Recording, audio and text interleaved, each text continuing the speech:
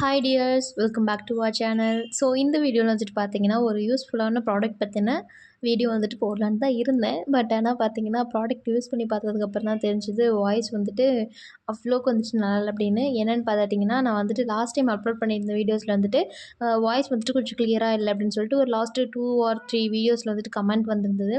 சரி, ஓகே, நம்ம வந்துட்டு வாய்ஸ் வந்து கிளியராக கொடுக்கணும் அப்படிங்கிறதுக்காக பார்த்தீங்கன்னா ஃப்ளிப்கார்ட்டில் வந்துட்டு மைக் வந்து வயர்லெஸ் மைக் வந்துட்டு நான் ஆர்டர் பண்ணியிருந்தேன். ஸோ அதுவுமே வந்துட்டு ரிசீவ் ஆகிடுச்சு. ஃபர்ஸ்ட்டு வந்து செக் பண்ணி பார்க்கும்போது நான் வந்துட்டு வீடியோ ரெக்கார்ட் பண்ணி அதிலேயே அப்படியே வந்துட்டு வாய்ஸ் ஆட் பண்ணி பார்த்தேன். ஸோ அப்போ வந்துட்டு நல்லா இருந்தது.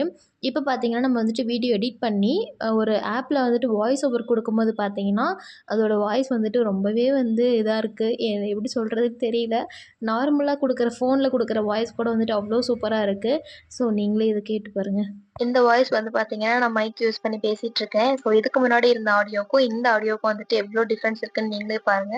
ஸோ உங்களோட மணி வந்துட்டு இதில இன்வெஸ்ட் பண்ணி வந்து வேஸ்ட் பண்ண வேண்டாம். இதுக்கும் அடுத்து வந்துட்டு நல்ல பிராண்டா இருக்கும் இல்லைங்களா? அத வந்துட்டு நீங்க யூஸ் பண்ணலாம். Thank you.